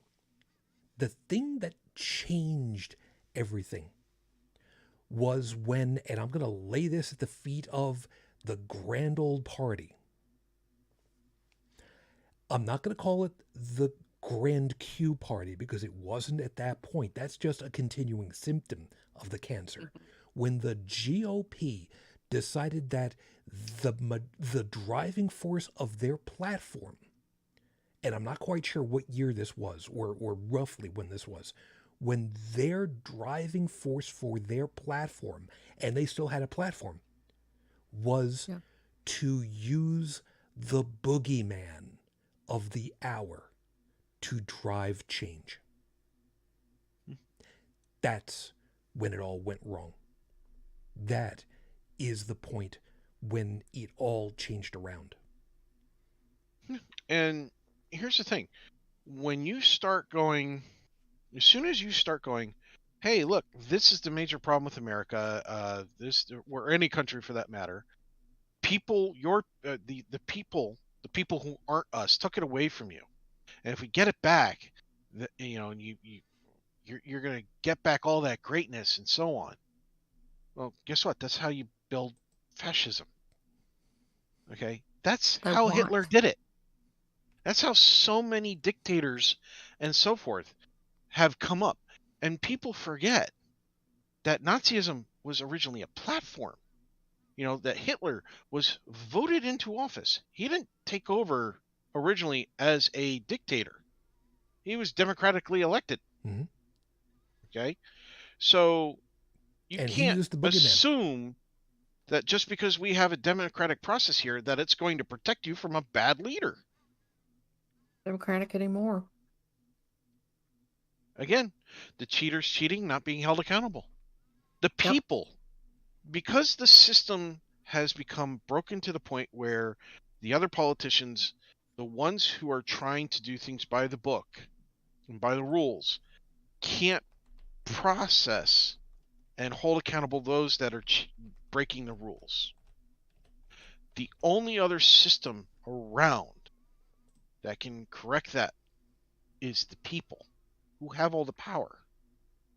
Because somewhere along the lines, the government kind of forgot that they're there to serve the people's will. As a whole, granted, people are going to argue and everything else, but that's where the profession of the politician is supposed to come into play, you know, to help with that. We don't have professionals anymore. No, we have power-hungry people on both sides of the equation. I am not picking on just one side. You're right. One side has more than the other side, but both sides have major problems, and they need to be addressed. Yeah. One of the things that I've seen from the younger generation that I have talked to is that they look at the government and they go, these are people who had it all. then they fought, then they had it all again, and now they're trying to destroy everything and ruin it before we have a chance to even try a fraction of what they had. And then you look around and you see all these articles about millennials who can't buy houses unless 4 or 5 of them get together to buy a house. Yeah, your living wage, minimum wage, is like, it needs to be multiplied by 3.5 times in this country to have somebody have an average, to meet the median average of what a living wage costs. Yeah. Granted, some states it's a little less, some states it's a little more, counties, blah, blah, blah, blah, blah. But the point is that, they're being run into the ground. They don't have chances. The current home buying process for a lot of these young kids is waiting until somebody in their family who owns a house dies and leaves it to them. Yeah. Because when you go to get an apartment and your apartment costs 4 digits a month, but they want, 3 to 6 months rent up front, not including the security deposit, which typically is 2 to 3 months rent. That's a down payment on a house. Yeah. Beth had to head on out. I think she's already gone, sadly. Toodles, Beth. Yeah. Take care of yourself, hon. Beth had said, in response to me, as far as to, when was that boogeyman thing going on? She'd said that, roughly 1980s, but could probably bring it back to 73. I contend that it goes back earlier than that.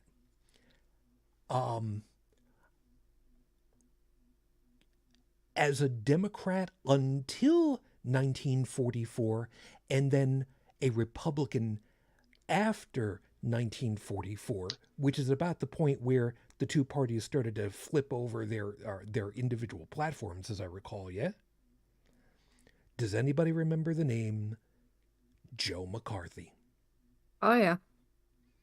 If ever there was a boogeyman to drive political change, Joe goddamn McCarthy, may he die again and again, is arguably the biggest flashpoint. Very arguably, but a hard one to argue against. We saw it happen. Yep. So, and but even then, hold on, but even then, it wasn't Christian in nature. It was hyper-nationalism, which admittedly is still not a great thing, but at least with nationalism, it can be worked with, it can be blunted, it can be stopped, it can be legislated against, and the norm can be brought back to, guys, what the hell are you doing? You want to be nationalistic? You want to go by the letter of the law and really push people? Guess what? The letter of the law says you're wrong. Cut it the hell out. You can get away with that at that point with people that actually want to follow the rules. But the point of going with the boogeyman was really, really prevalent there. I'm sorry, go ahead. Part of the problem is you have to be able to pay attention to all this going on. True. And like I said before, we've got a problem where things are working together almost at a conspiratorial level, if you are so inclined to that level. Case in point. Okay, and I don't think it is a conspiracy. I just think it's a problem with capitalism as a whole. You see, now I don't think that it's a traditional conspiracy because it's completely out in the open instead of clandestine. Right. But it's still. And so what we have is an email that came out from a Applebee's franchise person being sent to basically management that talks about, with the gas prices going up, it's great because now we can hire employees for less because they're going to be desperate for work. And I'm not kidding. I put the link there, dude. Yeah. You can read the email. Well, I can't read it and talk at the same time right now. But I mean, the point is that he sent an email talking about how increasing gas prices cuts into people's disposable income. It forces them to be closer to living paycheck to paycheck, which means that more employees are going to need to work. And since, they're no longer competing against the government in terms of handouts, then it benefits them because they can force people to work for lower wages. Yep. And that if you, make sure that you're sounding like you're caring about the employees who are living to paycheck, they're more likely to stay where they are than to seek out better pay elsewhere. I mean, I read the email and when you read it cold, okay, they're making some points there about the hiring and the competition. But when you really read into it, when you really analyze it, you realize this is cold, hard, demeaning calculation of getting cheap labor and how to make sure that they don't try to ask for more money or move up in the world. And when you have that combined with politicians who are cheating, regardless of what side of the equation they're on, they're getting away with it because nobody's watching them. And some of the people who do see it don't speak up because they benefit inadvertently from it.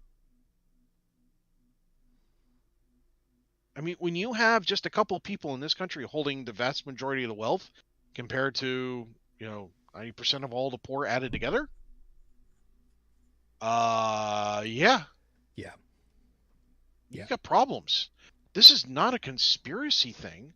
This is just a really bad thing going on that needs to be taken care of, and nobody's doing it. This is by the way, as you guys might have seen, I went ahead and I put the link to the article into the live chat so folks can take a look at that. A bunch of these links are going to end up in the show notes anyway, so don't sweat it too much. The thing of the whole is,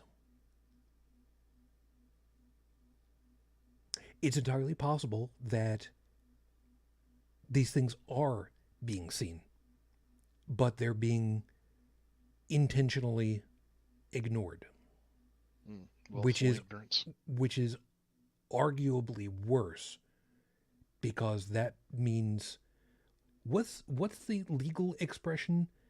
Oh God. Malicious and fuck. I can't remember what the term is. Malicious, Depraved indifference.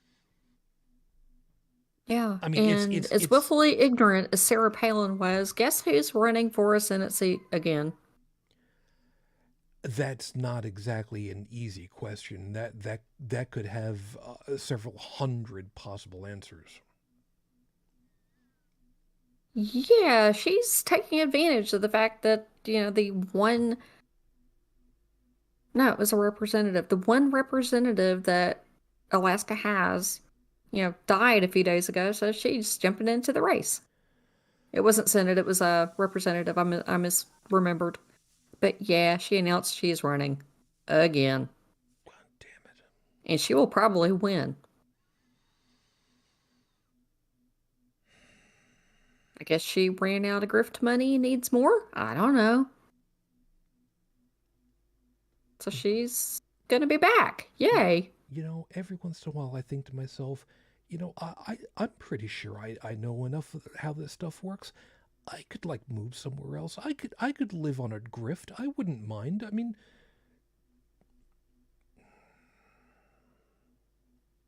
I was like, we have to deal with her again. We have to deal with so many of these people again, and continue to. And that's the thing. we don't have very much time left, but Let's go away, Sarah Palin. We already have Lauren Boebert. With as annoying as this whole damn thing is, as scary as all of this is,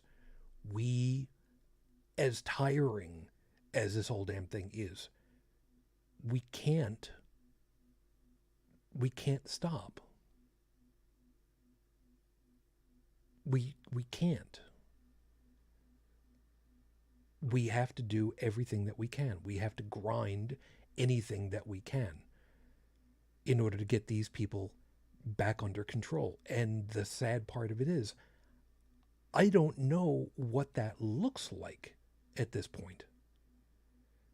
Is there going to be a civil war over the whole damn thing? Honest and truly, I'll be damned if I know. That answer scares the absolute living bejesus out of me. Not because I want there to be any kind of a civil war, but because they keep calling for it them damn selves.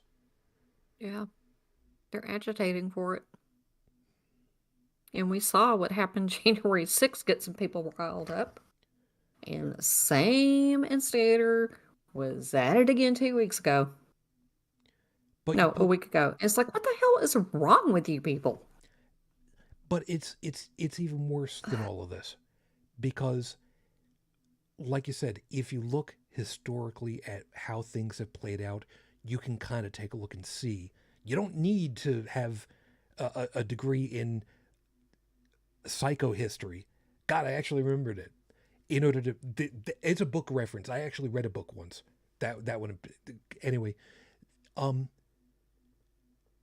you had the January 6th riot and insurrection into the Capitol building. Before that, what kind of public demonstrations were there that were highly noted, had a very large degree of damage to people? I'm not going to say injuries, damage to people. With the Black Lives Matter motions. And how polarizing that was. And what the paramilitary came out with.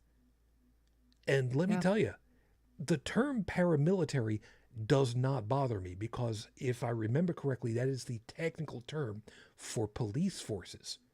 The fact that they rolled out, I'm not exactly going to call it decommissioned military weaponry, but it was military weaponry. Mm-hmm. That part scares the living bejesus out of me. Yeah, and it's common. I mean, at least in my state, we've got little towns with 3,000 people that have, they're not tanks. I think they're armored personnel carriers, but might as well call them tanks. Functionally it's a tank. Yeah. And it's like a town with 3,000 people. Why do you need that piece of equipment? What should you possibly need with it? Well, how else are the fish going to drive? Thank you. Anybody that doesn't get that, rewatch the Horrible Scopes. You'll get it. And I can tell you that when you have people playing dress up like this, cosplay, whatever you want to call it, what you wear does have some influence on how you behave. And you start dressing people up like, military people when they're supposed to be law enforcement, they want to use their toys. Yep. That's exactly it. And there's not a hell of a lot of anything that we can really do about it, because the January 6th riot polarized people who could do something, even if it was highly illegal and immoral and out of place, and pitted them against those who were in the position of authority and power to stop them, but were then broken up into those who would actually do the job versus those that would not And that, of course, goes into tacit acceptance or actual encouragement. The Black Lives Matter side, it broke it up into the public opinion of these people have been hit repeatedly over and over as a subclass of humans by these people who are supposed to be in positions of authority and trust, and they cannot be trusted, against the public opinion of these people are doing incredibly dangerous jobs. They are making split second decisions, and who are we to question them? And it's against the backdrop of, well, they're encouraging us that we must be doing a good job, so we're doing a good job because we've always thought that the bad guys should be shot all the time. And obviously anybody that goes against us is a bad guy because we're the good guys, right? So no matter what happens with all this bullshit, there is the push-pull for, like I said earlier, the boogeyman. Because it's just built into how everything is working. And as far as I'm concerned, and this is my last treatise on the whole damn thing before I have to close this, the biggest boogeyman that covers this whole damn thing, overarching for me from the beginning of this damn thing, has been the Bible's insistence from the people who claim to be authorities on God, telling people what they should be doing. It doesn't matter if it's coming specifically from the Bible, it's coming from the people who claim ownership and claim to know what it is that their God wants them to do. And guess what? It isn't always, because sometimes it's just the authority figure. Yes, I'm looking at you, 45. I don't wanna. Believe me, I don't want to be looking at him. But I'm looking at you. We're running up on time. So what left over for either one of you? Because I think I've talked more than my fair share right now for tonight. And something feels like we could go another half an hour at the way that we're riled up at this point, you know? I don't know what we do. I know that in the county that I live in now, 89% of the population here is white. And white nationalism is a huge thing here. Openly so. You know, when you see people riding motorcycles around and their pickup trucks and all that, and they've got Trump flags, all this stuff, and, you know, an iron cross visibly displayed. You know, they're not abashed. They're not ashamed, you know, and just unabashed about it. They're just like, yeah, I'm, you know, white supremacist, so what? And they get away with it. That's the norm here. And when we first moved down here in 2011, I didn't see that kind of stuff around. And now it's just in your face everywhere. That terrifies me.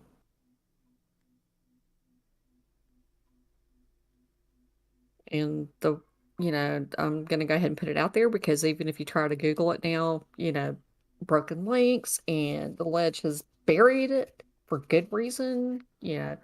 But I came out in 2013 against Mike Pence. Scared the hell out of me because I was afraid that somebody would find my house, burn it down, kill me possibly. I mean, seriously. But, you know, there was a piece of legislation called the Lord's Prayer Bill. And it flew through the House and it flew through the Senate. And he released, you know, did a press release where he was going to have a big signing ceremony and all this other stuff. And since my kid was in public schools at the time, I had standing, and nobody else was doing a thing to stop it.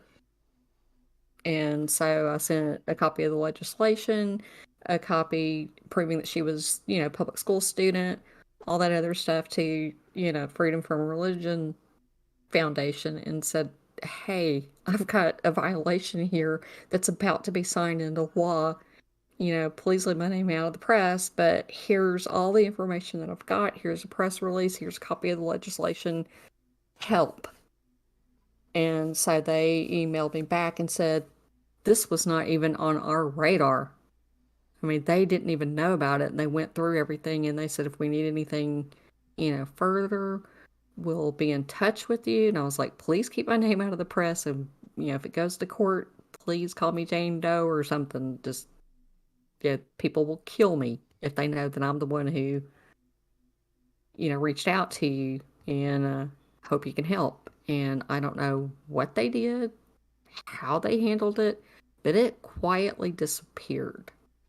I remember. And was never spoken of again. And I even tried to go find links to it on the archives for the, Indiana legislation and all that stuff. And it's funny, you can't find it anymore.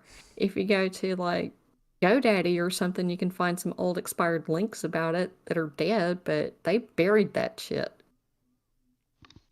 And I was terrified to do it and didn't get her permission. And I feel guilty about that now because she was a minor and it would have affected her.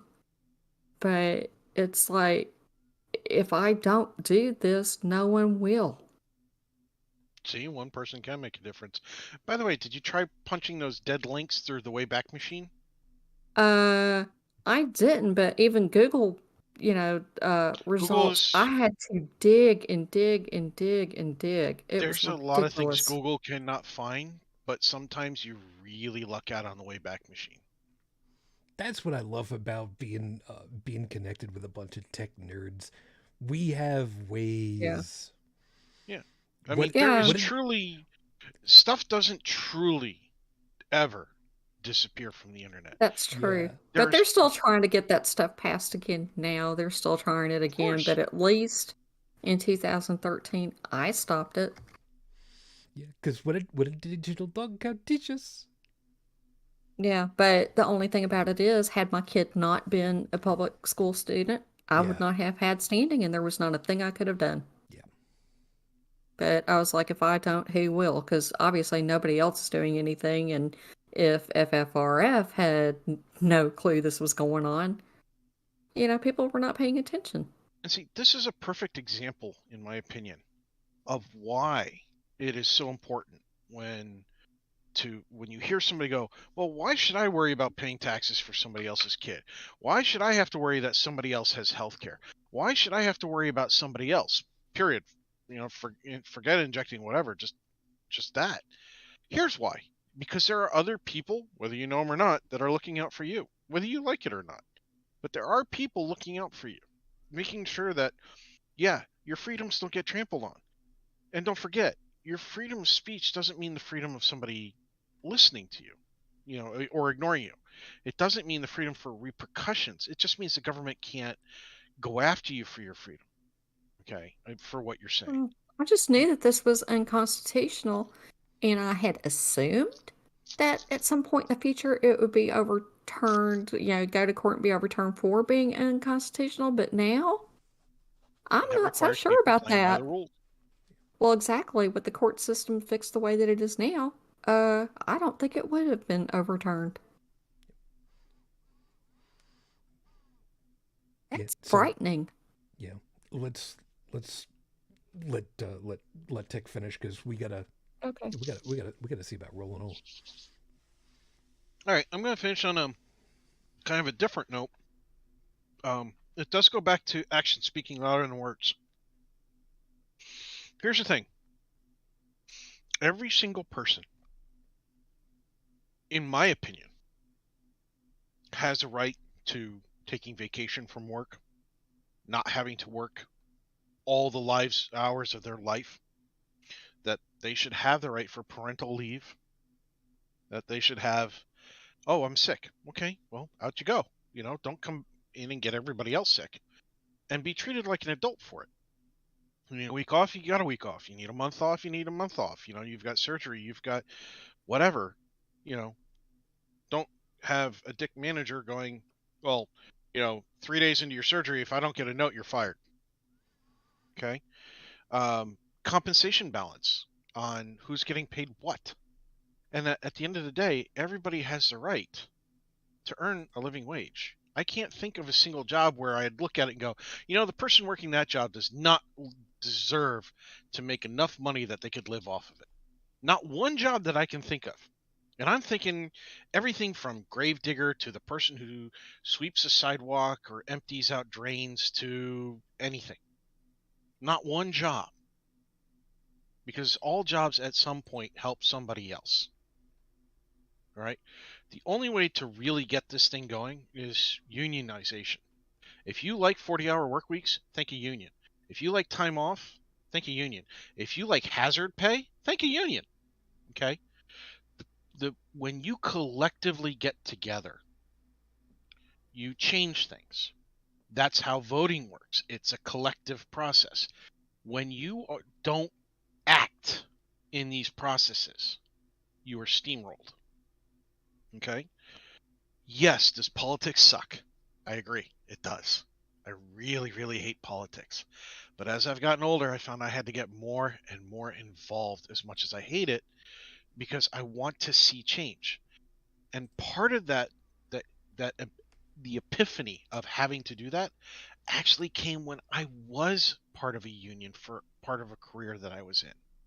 And when I was part of that union, and I was lucky, I was in a good local. Some locals are not so good. The locals are only as good as the members there that are comprised of them.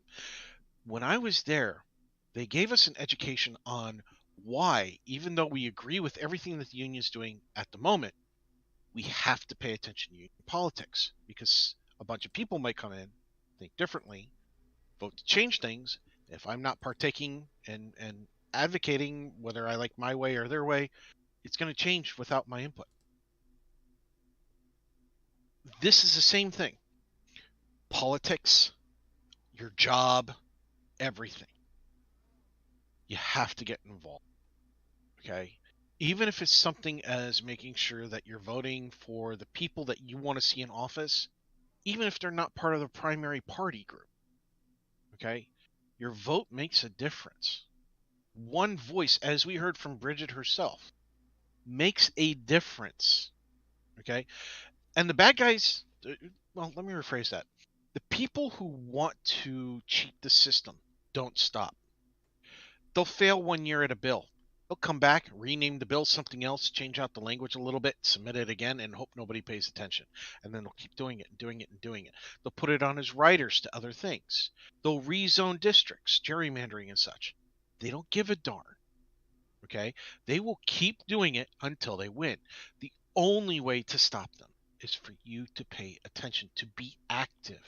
Yes, I agree. You have a lot going on in your life. But as far as I'm aware of, we only have this life. And if you're not paying attention, not only is your life getting steamrolled, but if you have any kids or grandkids, they're getting steamrolled too. And some of them don't have the right to vote yet because they're not old enough. You have the chance to look out for them. Okay? Now it's in your court. I know I'm doing my part. I don't go around talking about it. I don't tell everybody who I vote for because it's none of their damn business. And you don't have to either. You don't have to wear a hat of your representative. You don't have to put it on a car or a flag or anything. Just do your part. And if you're having a hard time paying attention to what's going on in the Senate or in Congress or in the White House, there are websites out there that what they're designed for is literally just to show you what bills are being submitted for being to vote on, who originated it, and even what the content of it is. And then a brief synopsis of it as approved by that particular governmental body, so that you don't have to read the whole thing to get an idea of what it's about.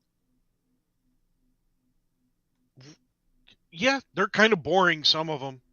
I mean, you get across one that's about a dog park, and you're like, I don't have a dog. And it's like, well, okay, well, maybe skip that one.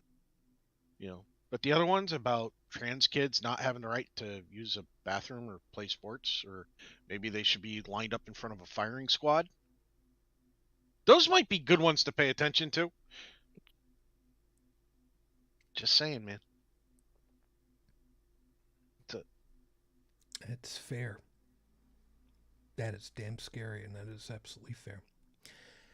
As always, I need to stop. I'm sorry. I need to stop on Twitter. Latest outrage is our favorite Marjorie Three Names oh no. at her Yeah, rally. I don't go on Twitter. She's got a problem because she doesn't want Pete Buttigieg in women's bathrooms. He's not trans. He's not going into. Why would he? He doesn't identify as a woman. Okay. I'm sorry. Okay. The only thing he would possibly go into a women's room for is to comfort a woman who has asked him to hold my purse. And he would probably do it out of a courtesy to hold the purse, just because he's a kind person. I mean, the only way that I could see that ever happening is, when Rose gets older and needs help going to the restroom because she's potty training. His daughter, Penelope Rose.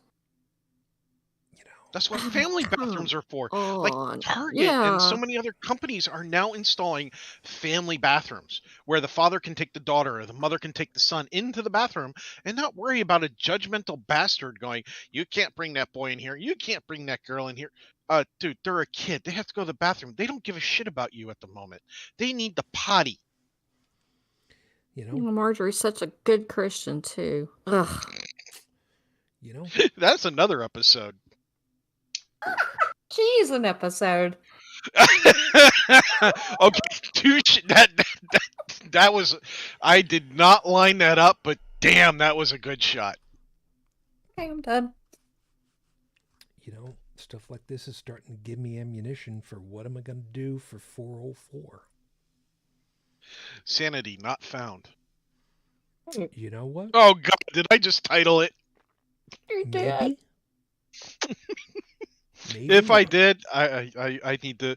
You need to warn me in advance because I need to make sure I have a beer for the show. I'm sorry that I interrupted your closing, Shujin, but that just blew my last gasket. I was like, no. And he still has time to close. The sad part of it is, I was gonna give you shit for, you really shouldn't be doing the whole Twitter thing in the middle of trying to talk with us all. But I'm thinking to myself, it could be worse. I mean, I could be complaining that somebody's open up porn at the same time. So you just, looks like we got a last-minute visitor. This was on topic, Yeah, no, you're right. You're absolutely right. Will,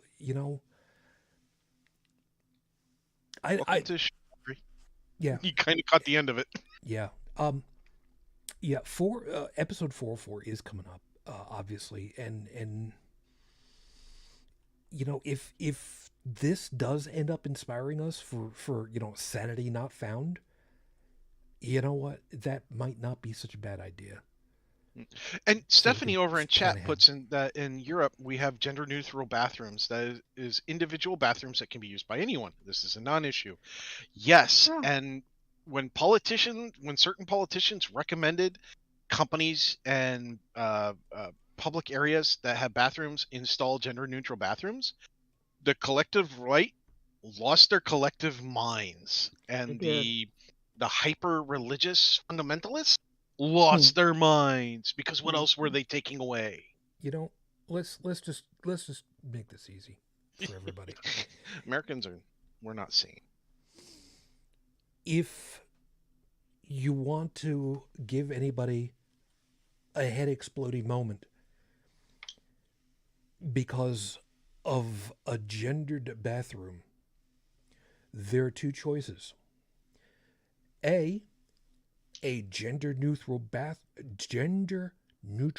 bathroom, it is getting time for me to really quiet up over here, is called a bathroom, And for anybody that wants to go ahead and say that they don't want to be using a general neutral bathroom because somebody might walk in on them, ask them, when you were growing up as a kid, how did you keep everybody out of the bathroom that your family used? You locked the door, didn't you?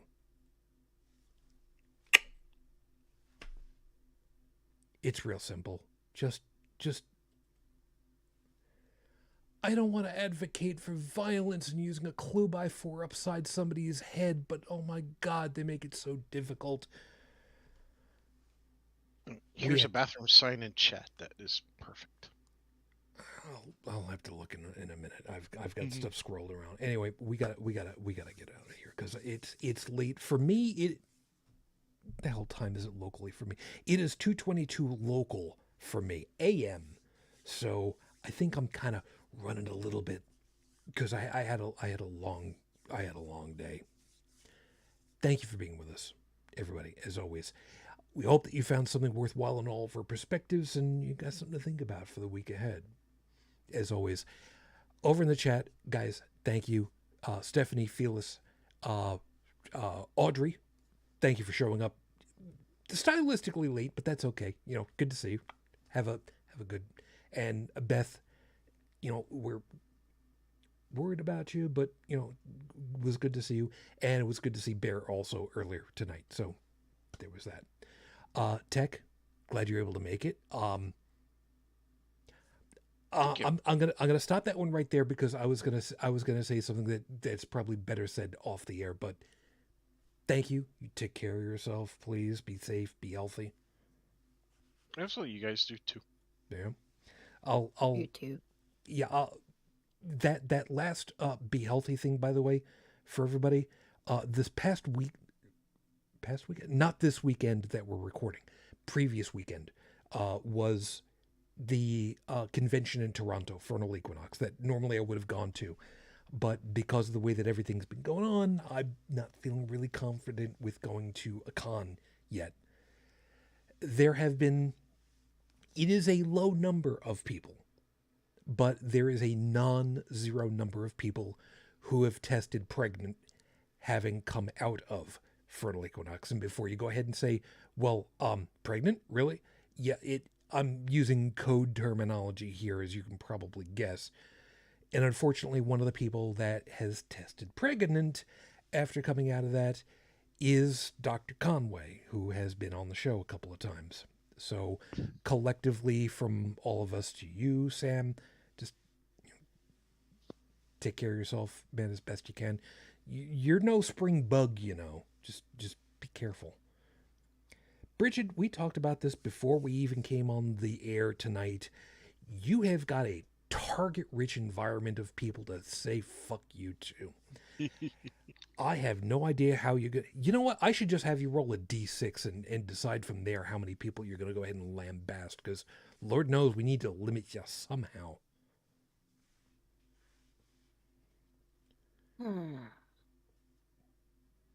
How about we start with the legislature out there in Utah? Yeah. All of you that overrode the veto that your Republican governor correctly voted on?